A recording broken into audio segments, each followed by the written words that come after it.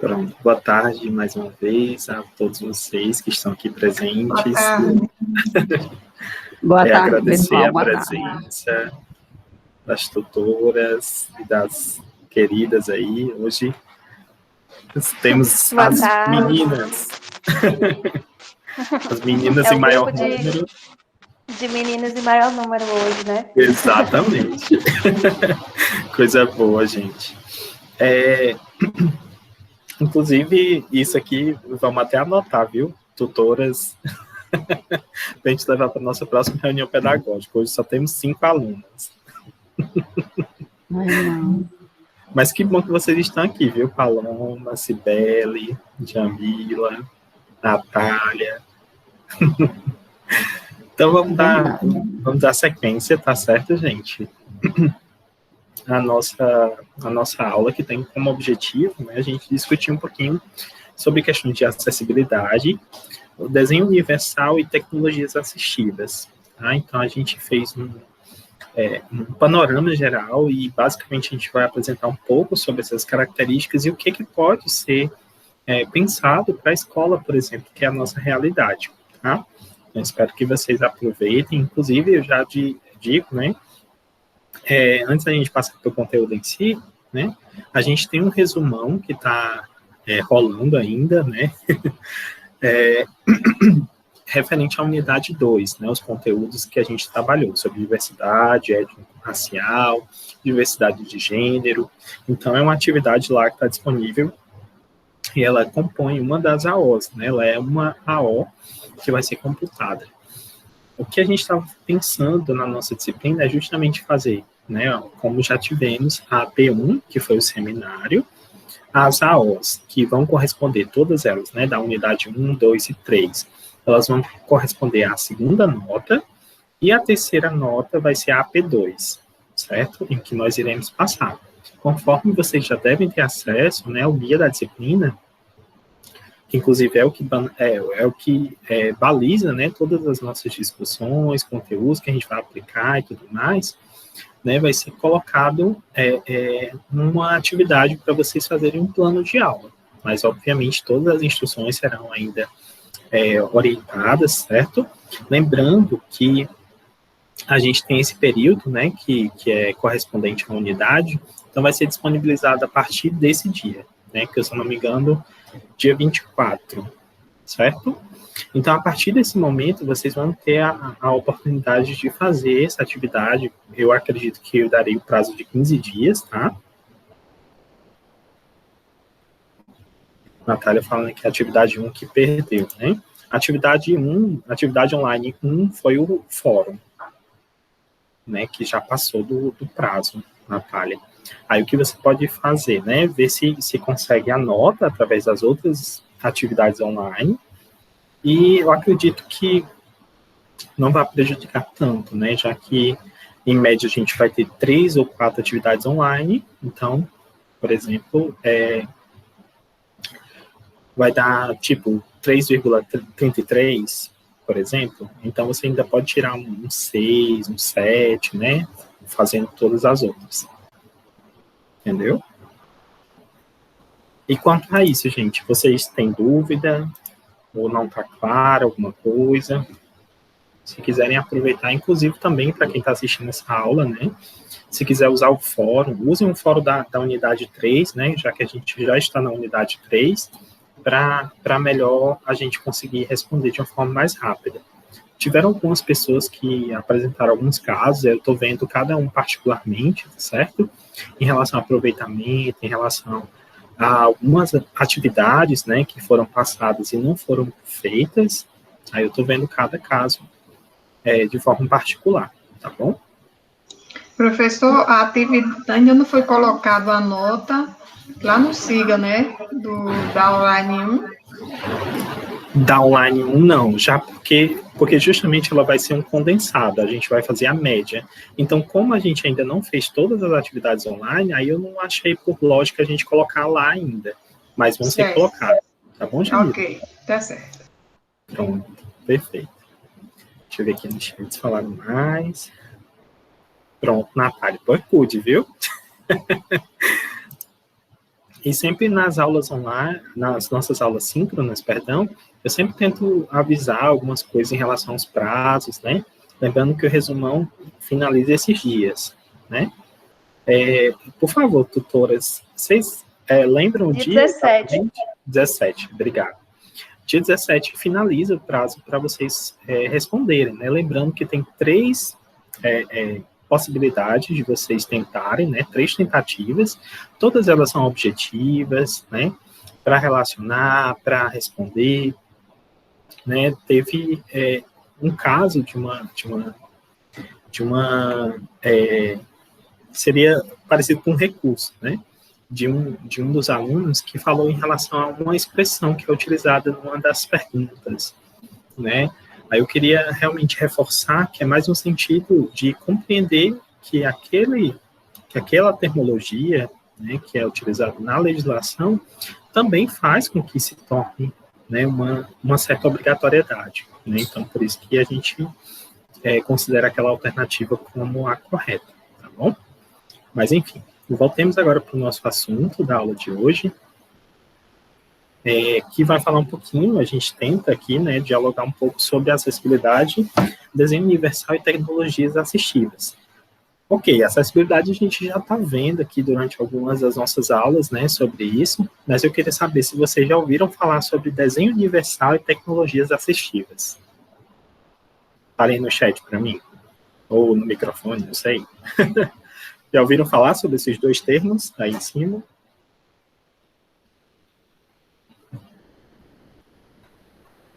Ou foram pegar um café? Natália dizendo que não.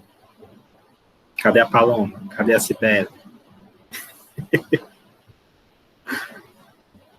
Ainda não, né? Paloma falando. Perfeito. Vamos tentar ver se a gente consegue compreender de uma forma mais detalhada, certo? Essas terminologias. Por isso que eu trago aqui, por exemplo, alguns conceitos mais gerais, né, que são necessários para a gente, né, ter uma ideia mais geral sobre essa articulação e principalmente de pensar para além da escola, né, para a sociedade como um todo. Então, aqui envolvem N situações, N práticas que podem ser adotadas para a gente trabalhar com condições, né, mais específicas de acesso. Quando a gente fala sobre acessibilidade, por exemplo, a gente tem aqui, de acordo com a ABNT, que é uma possibilidade ou condição, né, de alcance para a utilização com segurança e autonomia de edificações, espaços, mobiliários, equipamentos urbanos, buscando um desenho universal. Então, aí, ó, a gente já tem uma relação direta, né, entre o primeiro conceito de acessibilidade com o que a gente vai trabalhar, por exemplo, com o desenho universal, que também é um assunto relativamente novo, né, e muito importante nas nossas práticas diárias, por exemplo, principalmente no aspecto arquitetônico, né, a gente vê muitas modificações nos prédios, né, na acessibilidade das pessoas, na sociedade como um todo, né, e pensando nessa característica, né, a gente tem muito a ver com diversas áreas, não somente na comunicação, na educação, mas também na questão arquitetônica, né, de acesso das pessoas em N espaços ou através de N comunicações, tá? Então, para Sasaki, 2011, a acessibilidade pressupõe a remoção de barreiras, sejam elas arquitetônicas, comunicacionais, metodológicas, instrumentais, pragmáticas e até mesmo atitudinais. Eu, particularmente, considero a atitudinal uma dos processos que mais é desafiador, né, da gente modificar ou tentar auxiliar as pessoas para que elas compreendam sobre isso. Né? Então, acredito que o processo de acessibilidade atitudinal, né, é um dos mais que a gente quer tanto despertar em vocês aqui na disciplina, para que vocês realmente, não que vocês precisem ou que vocês devam fazer todos os processos para tornar um ambiente acessível, mas pensar em como o seu papel enquanto sujeito social, enquanto sujeito de transformação, que é o professor na sala de aula, pode fazer para melhorar, né, as condições de acesso e permanência dos nossos alunos em sala, tá? Então, até diz aqui, né? Dessa forma, uma escola, inclusive, é aquela que implementa gradativamente medidas efetivas de remoção dessas barreiras. Então, aí a gente tem um pouco voltado para a educação, tá? Então, a gente chega, né, a um consenso de que também há uma relação direta, né, quando a gente fala sobre acessibilidade e desenho universal. Então, o desenho universal, como o próprio nome já diz, né, é pensar no universo, pensar em infinitas possibilidades, infinitos corpos, né, então a gente tem aí uma possível, né, compreensão de que o desenho universal seria também ligado à acessibilidade, que está realmente ligada, né, esses dois conceitos, em que a gente pode perceber que o conceito possível, né, que surgiu em 1993, o Hamassi, né, eu realmente não sei como é que se pronuncia essa palavra, tá? Então vai assim, a gente escreve. Então, ele se refere a uma abordagem incorporada em produtos, né, fatores de edificação, elementos que aumentam e que estendem as possibilidades para outras pessoas de uma forma assim que contemple a maioria, né? Então a gente percebe que é trabalhado a universalidade, pensando em características, produtos, coisas que possam ser mais acessíveis para diversas pessoas, diversos corpos, né? Diversas capacidades e até mesmo limitações, né? Então a gente pode perceber, por exemplo, quando a gente fala sobre desenho universal, né, justamente nessa condição, na universalidade. Por exemplo, quando a gente pensa que uma outra especificação que aqui eu coloquei do nosso material, também eu já disponibilizei na nossa biblioteca alguns materiais relacionados a este assunto, certo? E eu sugiro para que vocês deem uma olhada. Então, seria o princípio fundamental do desenho universal é exatamente esse: permitir que o uso dos produtos, serviços e ambientes sejam feitos de maneira mais independente e natural possível, no maior número de situações, sem a necessidade de adaptação, modificação, uso de dispositivos de assistência ou soluções especializadas. Tá, Epson, mas e aí as outras coisas, né? Como é que fica? O desenho universal é mais um conceito, né? Uma ideia que se pretende, né, de pensar em infinitas possibilidades, né? Obviamente, vai dar conta de tudo? Não, né? Então, a gente percebe que a gente tem aí um processo que também é de construção, né? Pois não, Mônica?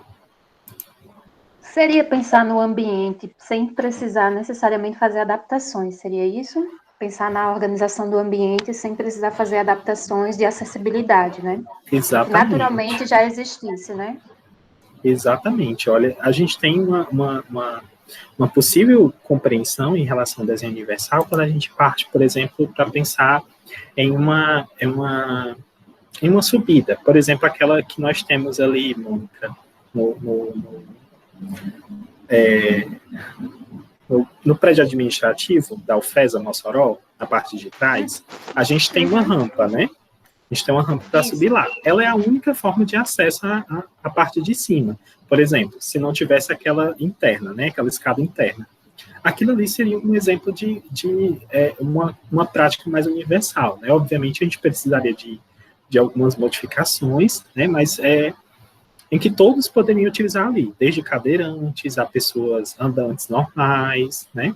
Entre aspas, né? Ditos normais, e por aí vai. Então, a gente tem uma concepção que basicamente abarcaria, né, todas as pessoas com infinitas mobilidades, né? Então, aí seria uma possibilidade.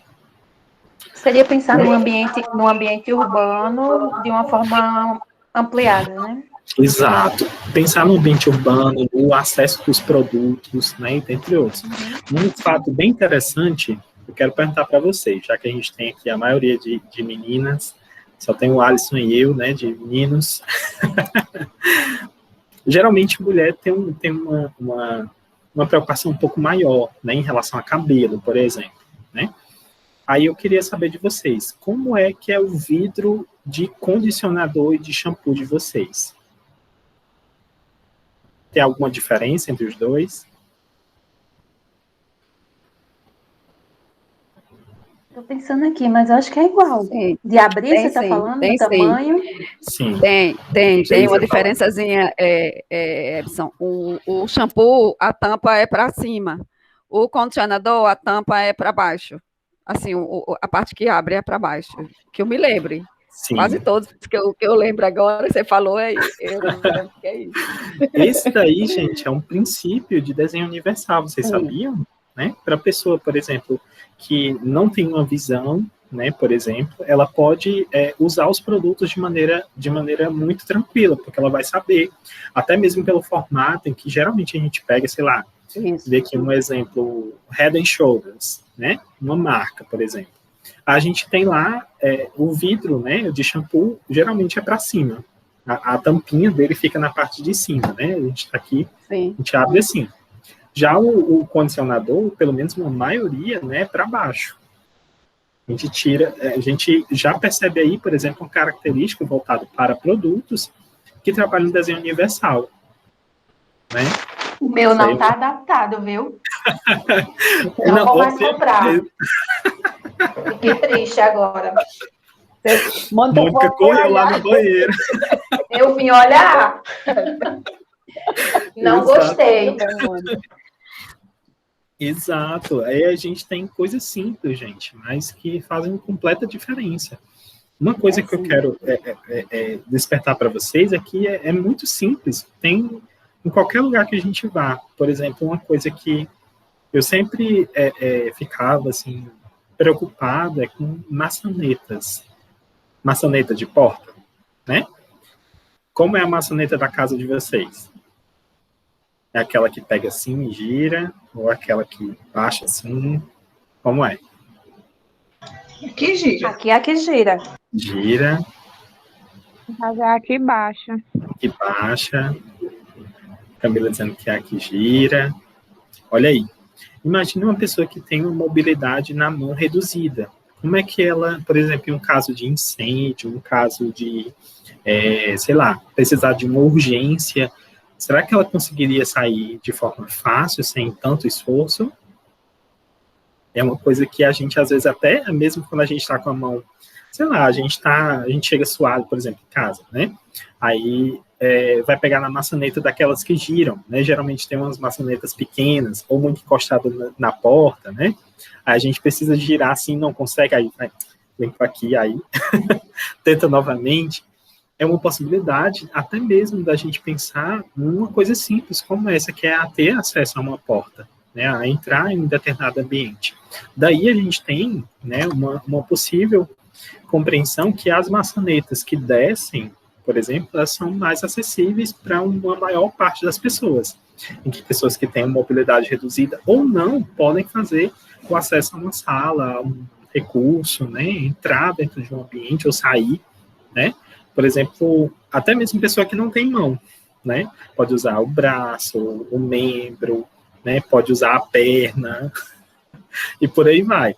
Por exemplo, se eu precisasse, eu estou com uma pilha de coisas aqui, ou eu não tenho meus membros superiores, e eu precisasse entrar numa sala como essa, que tem uma maçaneta de descer, né? Que faz assim, a gente poderia, usando, né, os membros, cotovelo, aliás, o ombro, né, pé e dentre outros, tá certo? Então, isso aí é uma coisa simples que às vezes a gente passa despercebido realmente por não compreender, né, de uma forma mais detalhada. Então, ó, trago até aqui, ó, o exemplo da maçaneta. Ô, Epson, eu fiquei pensando, a daqui de casa, ela não é tão próxima à porta, não, que eu consigo, às vezes, abrir ela com o cotovelo. Uhum. Então, acho que já é um pouco mais adaptada, né? Ela não é próxima. Pronto. Mas ela, né? Eu acho que ela não, que ela baixa de uma forma. Né? Não, na verdade eu errei. A minha não é que gira, não. É essa segunda aí. A segunda, pronto. Essa segunda é um pouco mais acessível, né? Ó, por exemplo, eu posso até usar alguma coisa, não sei, alguma. Eu abro com o cotovelo. Por exemplo, cotovelo. Né? Uhum. Você pode abrir tranquilamente, mas, por exemplo, uma dessa daqui que gira, Você não vai conseguir, não, tão fácil. Então, essa segunda que você mostrou aí, ela é a que baixa, é isso? Exato, é aqui embaixo que faz assim, esse movimento. Ah, olha, eu não dou só para isso, ainda bem que eu fui para humanas, viu? Sinceramente. Você disse gira, eu pensei gira igual a minha, não pensei que... Sim. Gente, pelo amor de Deus. De certa forma, tem um giro, né? Aqui. Tem. Não, gente, foi eu que confundi vocês, mas tá aí. Agora tá desenhado. Não, mas você fez né, da forma certa. Mas você fez da forma certa. Eu que sou lenta. Que história. Então, aí, uma coisa simples como essa, gente, ter acesso a um ambiente, né? É um fator que também pesa, né? Um fator que faz com que muitas pessoas consigam ou não adentrar no ambiente, por exemplo, na sala de aula. Será que na sala de aula de vocês, né, algumas realidades às vezes nem importa, mas pensando na realidade que tem a porta, né, a gente aí já tem uma possibilidade de compreender coisas simples, né, uma pequena rampa para acesso à sala, né, isso aí, por exemplo, quando a gente não tem nível, a gente consegue fazer com que uma pessoa cadeirante, uma pessoa andante normal, entre aspas, né, consiga adentrar tranquilamente. Aí a gente tem um processo também que é do design universal, tá? Do desenho universal ou design universal.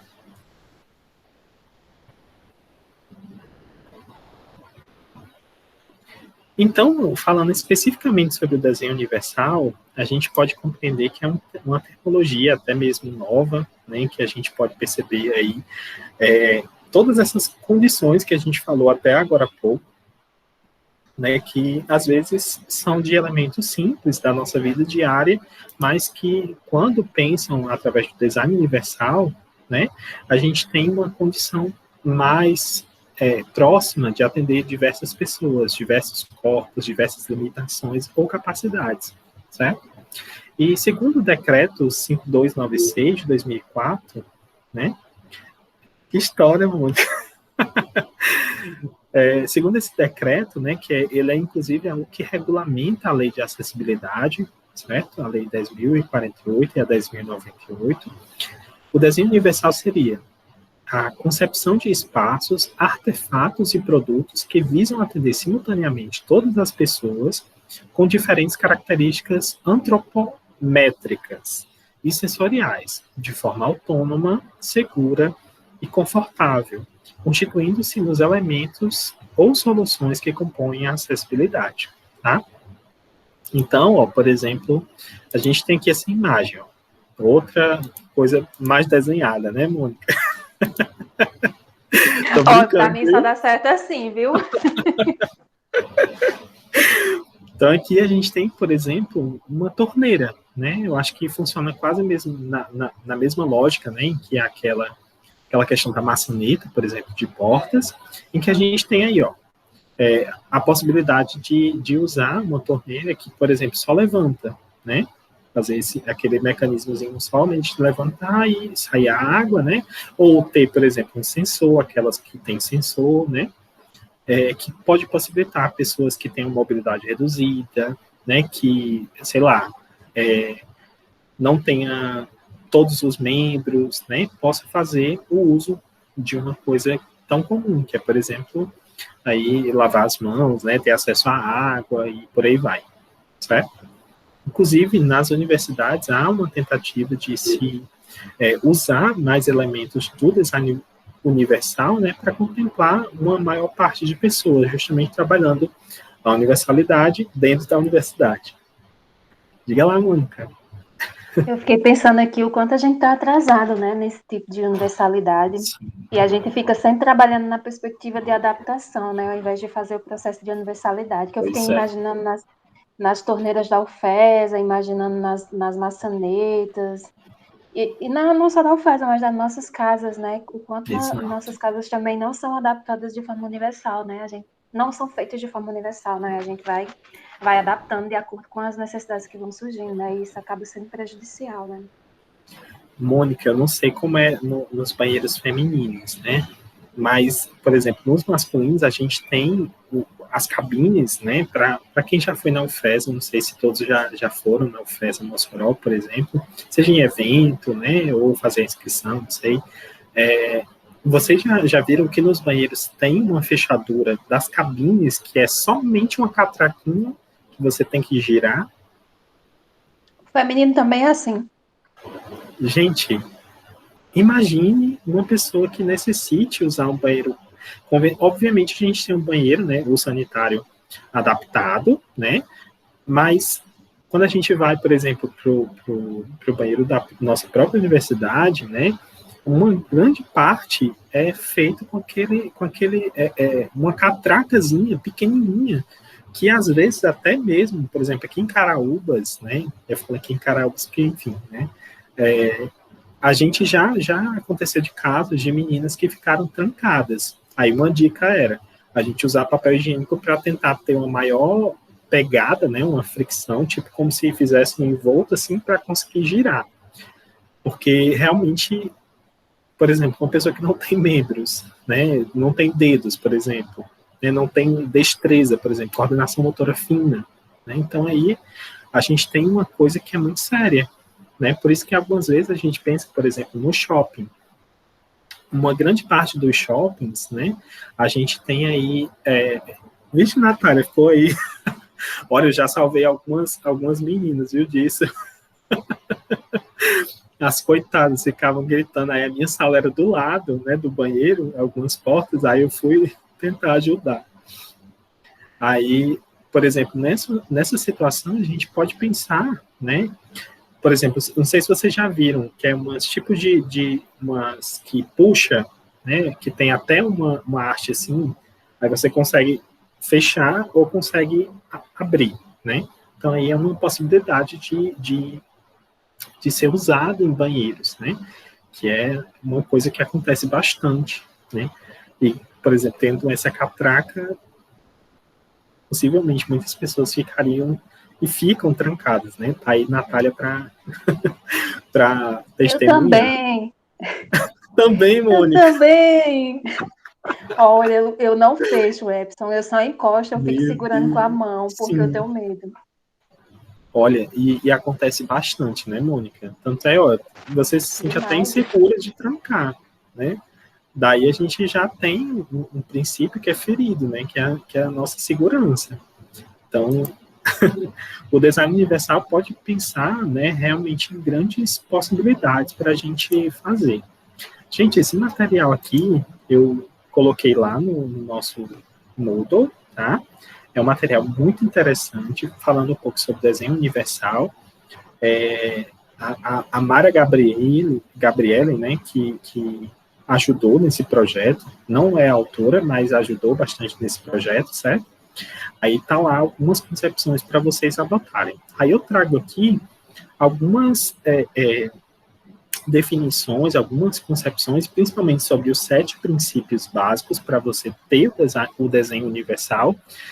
E vocês podem ver que, até mesmo na nomenclatura, às vezes você vai encontrar design universal ou desenho universal, tá? Design de propriamente desenho, certo? Então, vamos lá. Aí eu trago outra definição aqui, né? O conceito de desenho universal. Quando usado na educação, deve buscar um projeto arquitetônico acessível, contando com uma sinalização tátil e sonora, rampas de acesso com inclinação adequada, salas de aula com espaço acessível e mobiliário adequado, corrimão nos corredores, botões de acionamento adequados à posição sentada, refeitórios, bibliotecas, salas de informática, laboratórios com mobiliário acessível, sanitários, banheiros e chuveiros acessíveis. Então, aqui são algumas ideias que a gente tem, por exemplo, quando a gente parte para o aspecto da escola, tá? Então, por que não a gente pensar em um projeto, né, que contemple tudo isso, né? Às vezes, por exemplo, sei lá, a gente tem na UFESA, por exemplo, né, alguns banheiros que são adaptados, né, para pessoas com deficiência, mobilidade reduzida e afins, né, mas esses espaços poderiam ser em conjunto, né, com os demais, né, então, para não ter necessariamente, obviamente, em alguns casos, né, precisa-se ter uma privacidade maior, até porque, por exemplo, cabines, né? Cabines mais, como eu posso dizer, mais exclusivas, né, para cada pessoa, é o que é o ideal, é o que geralmente a gente utiliza. Essa prática realmente de não ter uma, como eu posso dizer, gente, a cabine, pronto. Da gente não ter a cabine, isso é uma coisa que é muito antiga, que inclusive nem tem mais, às vezes somente em banheiro masculino, e eu nem sei porquê, né? Mas enfim, é uma coisa que a gente pode até refletir sobre o nosso espaço escolar, tá? Uma coisa aí que eu vi sobre botões de acionamento adequados à posição sentada. O que isso quer dizer, Edson? Seriam, por exemplo, alarmes. Na nossa própria universidade, a gente tem, nos banheiros acessíveis, né, um botão que dá um disparo sonoro, caso aconteça algum problema, a pessoa passe mal, fique trancada, alguma coisa assim do tipo, e que pode ser convocado uma pessoa mais próxima que vai ouvir o barulho de uma sirene, né? Então, aí a gente tem uma possibilidade também de colocar esses equipamentos, tá? Que poderiam servir até mesmo para outras pessoas que não têm, né, alguma deficiência, ou nem não estão passando por uma situação, por exemplo, de estarem trancadas, né? Por aí vai. Aí imagine, pois, Natália e Mônica, que já passaram por isso. Uma surda, que que tenha já não consiga dar um grito, não consiga chamar alguém. Obviamente ela pode bater, né? Mas, tiver sem forças. Eu fico pensando assim em situações, obviamente, um pouco mais complicadas, mas podem acontecer, né? Então, vamos ver aqui alguns princípios sobre o desenho universal. A gente pode perceber que o desenho universal, ele se baseia principalmente em 7 princípios, né, que seriam ser igualitário, ser adaptável, ser óbvio, ser conhecido, seguro, sem esforço e abrangente. A gente vai ver aqui cada um deles de forma mais específica, para a gente pensar em como esses princípios podem estar presentes na nossa sala de aula, no nosso espaço escolar, na nossa universidade, né? Obviamente, muitos de vocês, né, participavam mais desses encontros nas atividades presenciais, né? Mas para quem convive todos os dias, né, na realidade da universidade, por exemplo, da nossa universidade, sabe que algumas deles são condições básicas, né, para sobrevivência, diria até para sobrevivência, né, dentro do espaço universitário. Então, vamos lá.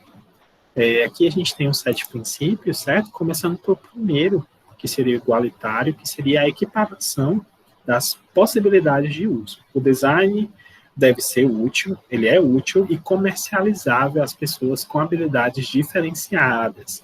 Ou seja, né, aqui eu trago aqui alguns exemplos que tem até no próprio material, certo? Uma porta de correr com sensor, né? A gente vê muito isso em shoppings, né, em hotéis, não sei. São ambientes que geralmente têm muito fluxo de pessoas de diferentes, né, com habilidades diferentes. Podem entrar cadeirantes, crianças, né, adultos, idosos. Então, esse recurso, por exemplo, de uma porta de correr, que ela seja acionada, né, através de um sensor de presença, de peso, entre outros, é uma grande possibilidade, né, justamente porque permite que as pessoas entrem, né, nesse espaço sem nenhum esforço. Então, aqui a gente tem um princípio da equiparação, né, da igualdade para diferentes corpos e diferentes características, ok? O segundo seria adaptável, mas aqui a gente não tem o processo de adaptação, mas sim de flexibilização do uso, ou seja, ele é um design que atende a uma ampla gama de indivíduos, de preferências ou de habilidades, né? A pessoa pode regular conforme a sua necessidade. A gente tem um exemplo aqui, ó, por exemplo, de um computador com teclado e mouse, mas ele tem um programa do JAWS, né? DOSVOX, por aí vai, né? Um programa de leitura de tela para cegos, né? Não sei se vocês já ouviram falar desse programa. Então, por exemplo, uma pessoa que é vidente e uma pessoa que é cega, por exemplo, podem usar o mesmo computador mas ele tem lá esse recurso de ser adaptável para diferentes pessoas, tá? O terceiro seria o óbvio, né? O uso simples e intuitivo, né? O uso do design, ele deve ser de fácil compreensão, independentemente da experiência, nível de formação, conhecimento do idioma, capacidade de concentração, entre outros. Então, aqui a gente precisa ter uma coisa que seja óbvia, principalmente em sinalizações, né? Por exemplo, quando a gente fala de um banheiro, vocês conseguiriam ler essa figura, essa imagem pictográfica em diferentes regiões do mundo, né? Então, a gente conseguiria ver que aí se trata do sexo feminino, né, do sanitário feminino, e para deficientes, né, alguma pessoa com deficiência ou mobilidade reduzida. Então, aí a gente tem uma possibilidade de ver uma coisa que é óbvia, né? Então, esse aí é um dos princípios, né, da questão do desenho universal. Até aqui, gente, está tudo tranquilo?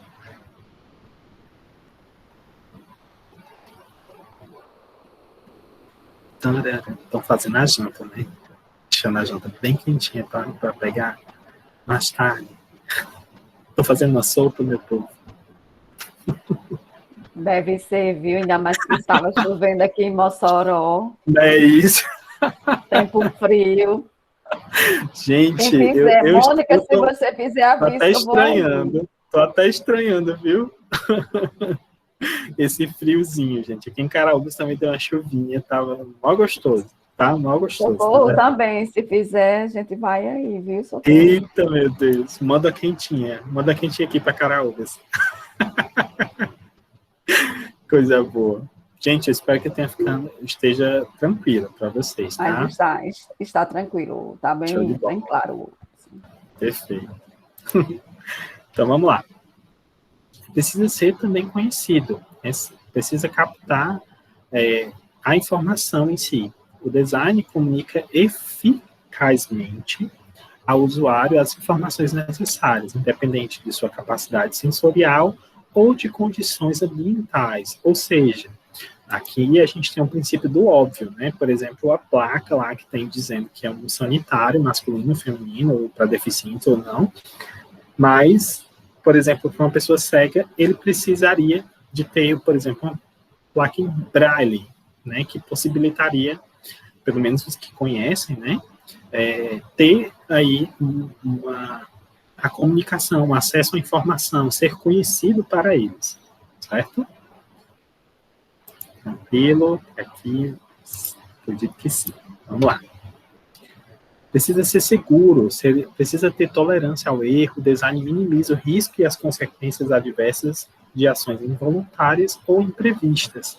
Por exemplo, a gente ter aí um botão de acionamento no elevador, né? Por exemplo, se a pessoa ficar presa, ter lá a forma dele também ter acesso a pedir ajuda, né? A ter um alarme sonoro, entre outros, né? Então, aí a gente tem que também pensar nessas possibilidades.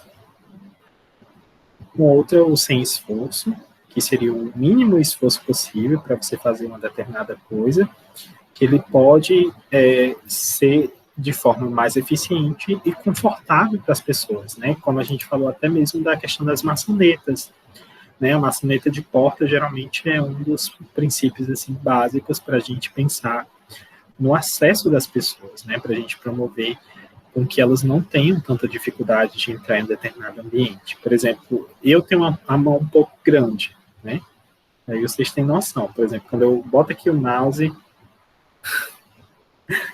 já dá para ver um pouquinho que ela é um pouco maior. Se a maçaneta é pequena, geralmente eu tenho que fazer desse jeito assim. Então fica mais complicado. Por exemplo, eu não tenho nenhuma limitação, por exemplo, nos meus membros, mas para uma pessoa que, por exemplo, tenha, né, falte dedos ou não tenha a própria mão, por exemplo, vai ter um pouco mais de dificuldade. E já numa maçaneta como essa, dessa que é só abaixar, a gente pode ter a possibilidade aí de N corpos, né, N pessoas fazerem acesso aos ambientes. Crianças, né, não precisa necessariamente ser deficiente, mas crianças, idosos, né, pessoas que já não tenham tanta força nos membros, por exemplo, podem utilizar outras partes do corpo, até mesmo para entrar, tá? Precisa também ser abrangente, né? Em que a dimensão e o espaço para uso e interação seja possível. Então, o design oferece espaços e dimensões apropriados para interação, alcance, manipulação e uso, independente de tamanho, postura ou mobilidade do usuário. Aqui a gente até mesmo tem nos nossos, pelo menos a maior parte, né, dos nossos auditórios, da UFESA, por exemplo, a gente tem ambientes que têm espaços, por exemplo, nessa questão aqui, para pessoas obesas, né? Então, tem uma cadeira que é geralmente um pouco maior, né, do que as outras, geralmente 2 vezes o tamanho, né, em que proporciona essa maior abrangência para N corpos, né. Obviamente, a gente tem somente uma porcentagem, por exemplo, a gente vai ter um auditório, sei lá, de 2 a 3 cadeiras no máximo, né, que eles trabalham também com essa proporção, né, mas é uma possibilidade, né, de ser implementado em outros espaços, como teatros, né, auditórios, cadeiras da universidade, por exemplo. A gente tem alguns casos na UFESA, no ensino presencial, em que muitos alunos solicitam, né, que tem uma questão corporal um pouco maior do que aquelas cadeiras tradicionais comportam, então podem ser solicitados esses recursos, tá certo? Então, aí a gente tem um princípio também de abrangência. Então, assim, a gente vê esses 7 princípios aqui, ó, que devem ser entendidos e compreendidos através do design universal, né, do desenho universal, que podem ser utilizados em N situações da nossa vida diária, né? Então, vão desde o espaço escolar, do acesso ao nosso trabalho, né, do supermercado, do hotel, do shopping, e dentre outros, que são necessários para que a gente possa, né, ter uma maior acessibilidade para N corpos, N capacidades, N limitações, ok? Então, esses foram os 7 princípios do design universal. Agora, quando a gente fala sobre tecnologias assistivas, é impossível a gente não pensar em como a gente tem a relação direta, né, entre design, entre tecnologia e possibilidades de acessibilidade para as pessoas. Até mesmo essa tecnologia assistivas, ela não existe no dicionário da língua portuguesa, né, pelo menos até um tempo atrás não existia. Isso aqui foi um termo que foi adaptado, né, inicialmente para as tecnologias assistivas, tá? Então, a gente pode ver uma definição aqui de Best e Tonoli, né? É um termo ainda novo, tecnologias assistivas, em que ele é utilizado para identificar todo o arsenal de recursos e serviços que contribuem para proporcionar ou ampliar habilidades funcionais de pessoas com deficiência e, consequentemente, promover vida independente e inclusão.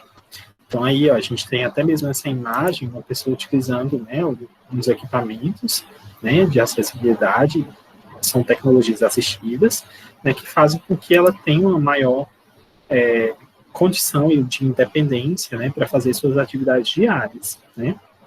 Por exemplo, aí a gente está vendo um editor de tela. Ok, Natália, boa noite para você.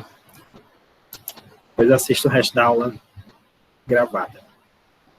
Então, basicamente, as tecnologias assistivas, elas devem proporcionar à pessoa com deficiência uma maior independência e qualidade de vida, inclusão social, através da ampliação de sua comunicação, da sua mobilidade, controle de ambiente, habilidades para o seu aprendizado, trabalho, integração e muitos outros, certo? Então, até mesmo a gente traz aqui uma outra citação, né, que para as pessoas sem deficiência, a tecnologia torna as coisas mais fáceis. E para as pessoas com deficiência, a tecnologia torna as coisas possíveis. Então, aí a gente já tem um indício para compreender um pouco sobre as tecnologias assistivas, tá? Então, vamos lá. Vamos ver aqui algumas características que podem ser compreendidas, né? E são categorias, na verdade, para a gente conceber tecnologias assistivas. como a gente falou, né, são tecnologias que podem facilitar as pessoas com deficiência, né, ou pessoas que têm alguma limitação física, ou até mesmo sensorial, né, ou dentre outras, facilitar a vida delas, né, torná-las de forma mais independente, tá certo? Então, por isso que a gente precisa fazer algumas considerações sobre essas categorias. Então, vamos lá. A primeira delas seria auxílio para a vida diária. Por exemplo, são materiais e produtos para auxiliar nas atividades que sejam do dia a dia, né, como cozinhar, comer, vestir-se, né, tomar banho, executar atividades pessoais, né, manutenção da casa, dentre outros. Aí vocês podem ver, por exemplo, um exemplo de adaptação, né, de uma tecnologia que, às vezes, quando a gente pensa em tecnologia, Epson, mas cadê o celular? Cadê o computador? Tecnologia não é somente isso, né? Quando a gente pensa em tecnologia, a gente pensa de uma maneira um pouco mais ampla. São qualquer modificação que a gente faça na natureza para a gente ter acesso a outras coisas. Né? Por exemplo, o celular inicialmente foi pensado somente para ligar, né, para uma pessoa para outra. Hoje em dia a gente faz até cozinha, faz compras, qualquer coisa pelo celular, né? Então a gente foi fazendo um processo de adaptação nos equipamentos que a gente possui, tá? Então quando a gente pensa em tecnologia, a gente pensa de uma forma um pouco mais ampla. A gente pode ver aí uma adaptação de um garfo, né? Somente tipo como se fosse uma garra para você conseguir pegar o garfo, conseguir comer, né? Que é um princípio básico, a alimentação. O próximo seria a comunicação alternativa ou aumentada, certo? Que, por exemplo, a gente pode perceber que seriam recursos eletrônicos ou não, que permitem a comunicação expressiva e receptiva das pessoas, por exemplo, que não possuem fala, ou com limitações na mesma, né? Então, são utilizadas as pranchas de comunicação com símbolos da Arasaki, né? Por exemplo, esses aqui são algumas terminologias, né, que são utilizadas para essa comunicação alternativa e aumentada, né, que a gente chama até CSA ou CAA, certo? É uma nomenclatura um pouco mais específica. Caso vocês tenham interesse, eu posso disponibilizar um material para vocês lerem posteriormente, tá? Então, aqui, por exemplo, pessoas que têm autismo, geralmente têm problemas de fala ou não conseguem se expressar, né, por algum motivo, podem ser usadas pranchas como essa, que auxiliam tanto na rotina, quanto na expressão, na recepção de informações e dentre outros, ok? Isso aqui é um segundo princípio, ou uma segunda categoria das tecnologias assistivas.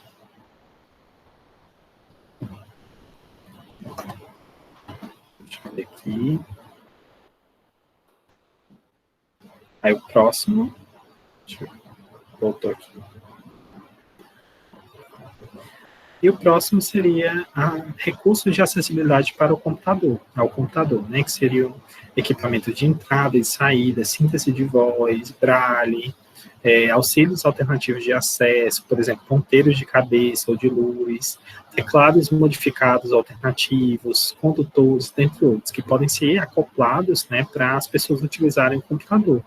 Principalmente, por exemplo, nessa imagem, vocês veem uma pessoa, uma criança, né, um menino utilizando aí um acionador de mouse, né, em que realmente o mouse, né, funciona com essas duas características, então a gente às vezes precisa ter uma adaptação em relação a isso, né? Então a gente tem acionadores de mouse que são maiores, né, então a pessoa pode apertar de uma forma não com a coordenação motora fina, não precisa ter necessariamente, né? Então tem tipo uma bola, e a pessoa aperta o cotovelo, com a mão, com o punho, por aí vai, certo? Todo mundo calado, né? Camila falando, Jamila. Mas eu estou acompanhando tudo. Acompanhando, né? Acompanhando. Muito bem, Jamila. Gosto assim. Que às vezes a gente fica tão solitário, já. Tô brincando. Quando a gente sabe, o mais engraçado, gente, é porque quando a gente sabe que não tem ninguém, a gente tem um comportamento X. Mas quando a gente sabe que tem alguém e não estão participando, a gente já pensa outras coisas. Pensa que não tá legal, pensa que tá chato, ou que não tá não está chegando em vocês, ou vocês não estão, né? Por isso que eu faço essas coisas, viu, meu povo? Vai perdoando aí. Vamos lá. Então, a gente tem também sistemas de controle de ambiente, que, por exemplo, a gente tem um controle que possa auxiliar a pessoa, por exemplo, abrir uma porta, ligar um ar-condicionado, ou ligar o ventilador, não sei, ligar as luzes, né? Hoje em dia a gente tem a Alexa, a gente só diz assim, Alexa, liga a luz, Alexa, faça isso, né? Por aí vai, que já facilita muita coisa. E esse era um sistema, por exemplo, que poucas pessoas tinham acesso, né? Por exemplo, para pensar em equipamentos como esse, né? Projetos arquitetônicos para acessibilidade, né, que vão desde de adaptações estruturais, reformas na casa, no ambiente de trabalho, que possam facilitar a locomoção das pessoas com deficiência. Por exemplo, aí a gente tem um acesso de rampa, né, com corrimão e dentre outros. Órteses e próteses, não sei se vocês já ouviram falar desses dois termos, geralmente prótese a gente tem para várias coisas, né? Prótese dentária, prótese capilar que precisa, prótese de silicone, por exemplo, é uma prótese, né? E por aí vai. Então, a gente tem uma pequena diferença quando a gente fala em órtese e prótese. Prótese seria que justamente substitui, né? Por exemplo, aí no caso dessa imagem, né, a gente tem a substituição de um membro, né, do pé, da perna. Mas quando a gente fala em órtese, seria como essa figurinha que tem aí em cima, né? Que seria um auxílio, né, no caso, uma adaptação, uma tala, não sei, de uma forma que possa não substituir, mas auxiliar nas práticas diárias. Então, é uma outra categoria das tecnologias assistivas, tá? Então, andar com colher também era? Pronto, olha, pronto, o da colher, ele não necessariamente ele tem uma função dentro do corpo, né? Ele não ajuda nada no corpo, mas ele é somente uma adaptação no membro, que é a colher. Mas, por exemplo, a pessoa não conseguisse pegar e tivesse tipo uma luva, uma outra luva, por exemplo, aí poderia ser um caso de uma órtese, certo? Certo. Também pergunta. Então, outra categoria é a adequação postural, né, que a gente pode ter desde adaptações nas cadeiras de roda, no sistema de sentar, por exemplo. Vejam aí essa imagem, né, que a gente tem a adaptação de uma cadeira em que a pessoa pode ficar, essa mulher, né, no caso, ela fica um pouco mais confortável para fazer suas atividades de trabalho, do dia a dia, entre outros, né. Então, a gente pode até ver que parece um pouco estranho, né, mas usa basicamente a estrutura óssea para conseguir, né, com que ela fique nessa posição, né, usa o fêmur, né, para fazer a sustentação do corpo. E, obviamente, também essa adequação postural envolve cintos, né, que a pessoa se sinta segura também nesses equipamentos, né. Obviamente, a gente não vai colocar, a pessoa vai ficar sem cinto, por exemplo, né, e por aí vai. A gente pode ver isso em adaptações, né, desde cadeira de rodas, nos ônibus, né, nos elevadores, tem alguns que possuem, né, então aí a gente tem uma possibilidade para adequação, principalmente posicionamento de tronco, cabeça e membros, tá? Por exemplo, a pessoa que não tenha, sei lá, seja tetraplégico, né, por exemplo, né, então, ela precisa ter alguma sustentação que faça, né, com que ela tenha a possibilidade de não estar se machucando, né, e por aí vai. Auxílios de mobilidade, né, que são desde cadeiras de rodas manuais ou motorizadas, bases móveis, andadores, scooters de 3 rodas, ou outros veículos que possam melhorar essa mobilidade, né? A gente na UFESA, por exemplo, a gente tem alguns desses equipamentos. Esse aqui é uma cadeira de roda motorizada que se chama scooter, tá? Conforme está aqui escrito, ó, scooter. Então, esse aí é um auxílio de mobilidade. Inclusive, foi um equipamento muito dispendioso financeiramente para a universidade, que graças a Deus a gente conseguiu, né, Mônica? Trazer para os nossos alunos, que facilita demais, principalmente para os alunos que estão no ensino presencial, né, que precisam se deslocar de um campus para outro. Por exemplo, o campus Mossoró é muito longe, um bloco de outro, e esses equipamentos, por exemplo, funcionam, né, de uma forma mais próxima da realidade de alguns alunos com deficiência física, principalmente, né.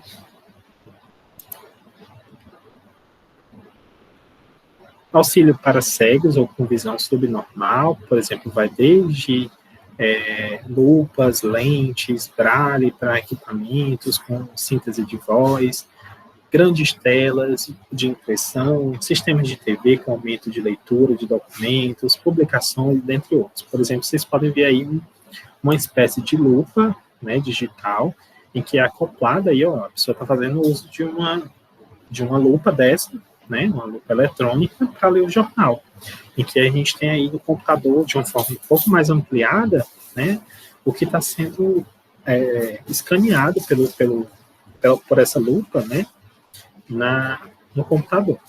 Tá? Então, aí a gente tem um exemplo de auxílio para cegos com visão subnormal. Nesse caso, subnormal, né? O nome é lupa ou é mouse? Esse aqui é lupa. Esse aqui, no caso, é lupa. Certo. Que você pode ver aí, ó, que ele vai, tipo, passando e vai, tipo, como se fosse fazendo um escaneamento do que está sendo feito. Né? Certo, Tem muitos aplicativos, inclusive, que facilitam isso. Né? Você posiciona com a câmera. Conheço alguns alunos da nossa FES que utilizam o celular para ampliar, por exemplo, ver o quadro, tipo, dar um zoom assim. Certo. Bom. Auxílio para surdos ou com déficit auditivo, né? A gente tem alguns equipamentos que podem auxiliar, obviamente aí a gente tem outras características, né? Em que a gente, por exemplo, para quem já pagou disciplina de Libras comigo, sabe que a gente tem algumas distinções, até mesmo antropológicas, sociais, em relação a deficientes auditivos e a surdos, né? Geralmente os surdos se caracterizam por uma questão não próxima com a realidade oral auditiva, mas sim com visual espacial, por exemplo, a própria língua de sinais. Tem algumas pessoas com deficiência auditiva que não querem, né, não fazem uso da língua de sinais, e também o contrário, né? Então a gente aí tem algumas possibilidades de auxílio de tecnologias assistivas, por exemplo, aparelhos auditivos, né, aqueles sistemas que também, eu acho que o nome é SSA, alguma coisa assim do tipo, né, que facilitam que, tipo, faça uma transmissão FM dentro da realidade das salas. A gente já teve alguns casos de alunas surdas, né, que utilizavam nesses sistemas de tipo de rádio. Era como se fosse um microfone acoplado aqui no professor, aí tinha um aparelho que ele usava e esse sinal era transmitido, né, para as alunas que tinham deficiência auditiva. Então, aí é um recurso também possível, né? Por exemplo, a gente fala da sala de aula tradicional, né? Às vezes o usuário, a pessoa, né, não tem interesse ou não quis aprender Libras com direito, né, inclusive, e fazia uso de um equipamento como esse. Então, a gente tem uma outra possibilidade de implementação de uma tecnologia assistiva para as pessoas com surdez. Tá bom?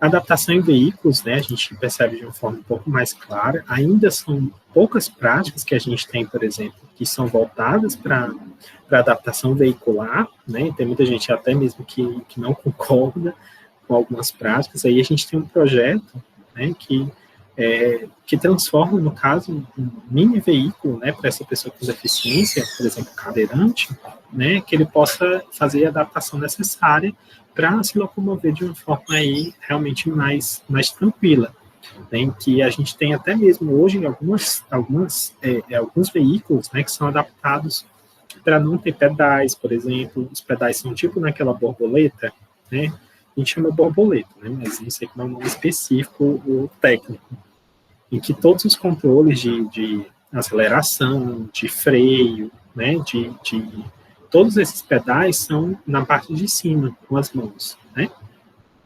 Obviamente, a gente também tem adaptação no próprio volante, por aí vai. São algumas possibilidades, tá?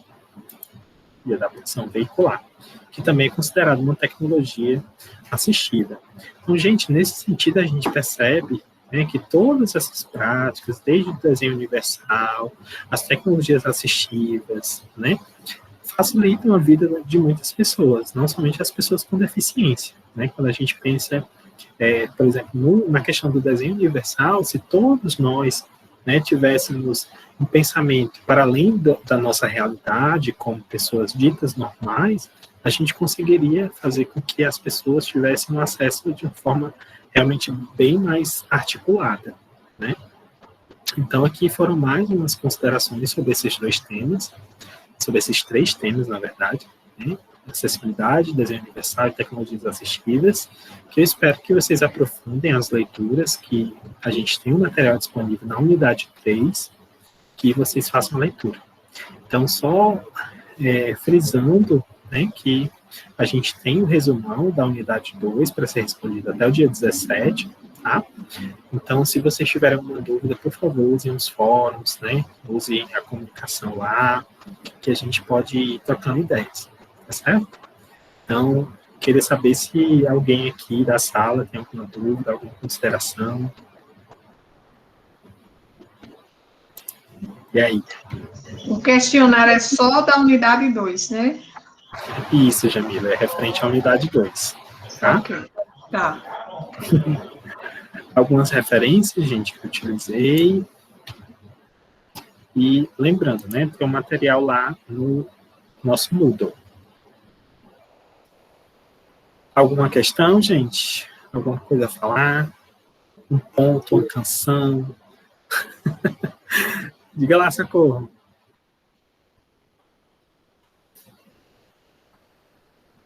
Seu microfone está desligado, Socorro, se você estiver falando. Não estamos lhe vendo nem lhe ouvindo.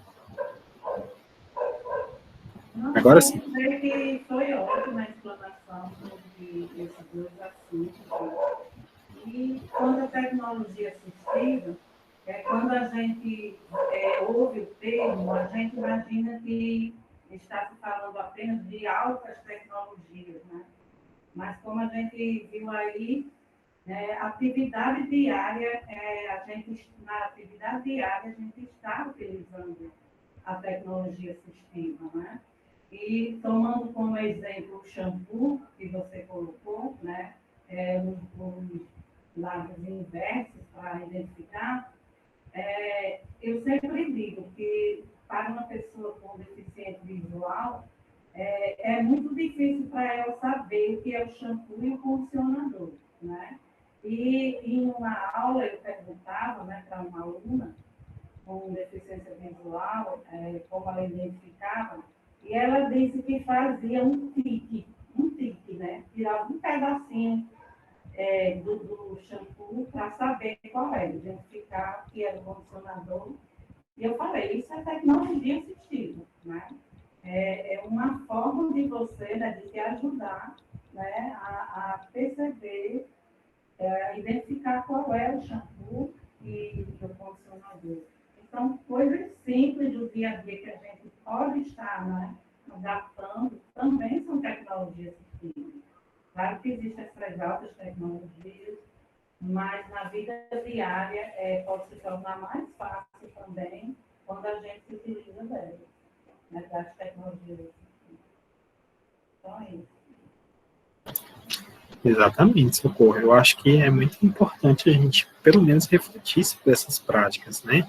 Às vezes, nós, enquanto professores, a gente fica pensando em como auxiliar os nossos alunos a ter acesso aos conhecimentos, mas, às vezes, eles perpassam, né, por dificuldades até mesmo para tomar banho, né, para comer. Aí a gente tem que pensar em como a gente pode, sei lá, abrir a mente para pensar em outras possibilidades, auxiliar a família, auxiliar esse ser, né, que está em constante desenvolvimento. E eu acho que o desenho universal, por exemplo, né, que a gente pensou em princípios que possam atender uma maior parte das pessoas, pode ser atendido, né, quando a gente pensa, sei lá, nas formas em que a gente dispõe as nossas cadeiras na sala, da forma em que a gente tem acesso, né? e até mesmo em relação às carteiras, de pessoas, né, canhotas. E muitas vezes a gente não leva em consideração, não existe em sala de aula, né? E é difícil para o aluno ele estar escrevendo numa carteira normal. Então, isso é tecnologia assistida, a gente tem que pensar também, né, dentro da sala de aula. Para a pessoa surda, para saber quando tocou para o intervalo, terminou uma aula. Ele não sabe, se ele não vê ninguém se movimentando, nada. Então, é importante que tenha uma sinalização, em sala de aula. Então, essas adequações, essas tecnologias que podem estar presentes, né? Mas que muitas vezes a gente ignora. Né? Mas É verdade. pessoas é super importante. Verdade, muito bom. Eu acho muito, muito interessante, Socorro, quando você fala sobre isso, porque, querendo ou não, uma coisa que a gente sempre fez é que as tecnologias assistivas, por exemplo, né, não são aparelhos super eletrônicos, um celular super mega top. A gente está falando sobre processos que podem ser auxiliados por uma intervenção nossa.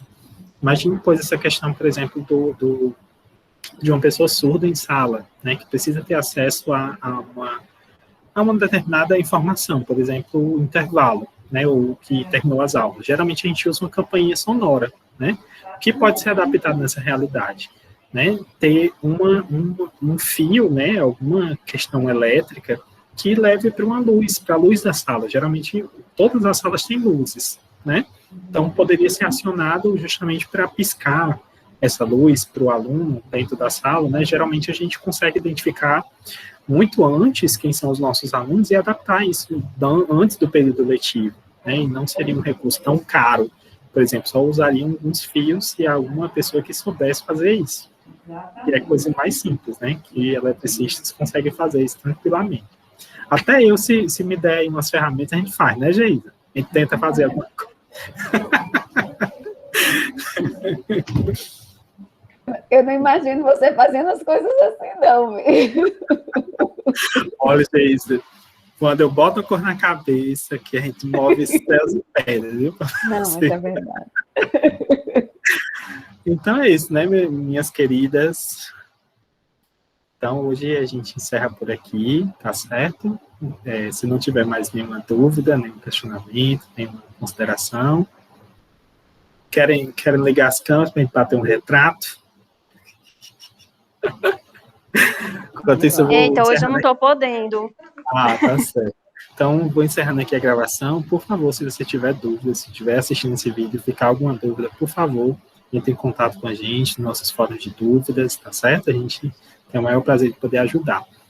Tá na unidade 3, gente. Então, acelerem aí os estudos, vejam o que podem fazer. Se não conseguirem, tentem conversar comigo, tá bom? Que a gente vê uma melhor possibilidade, tá bom? Um cheiro. Tchau, boa noite. Até mais, pessoal.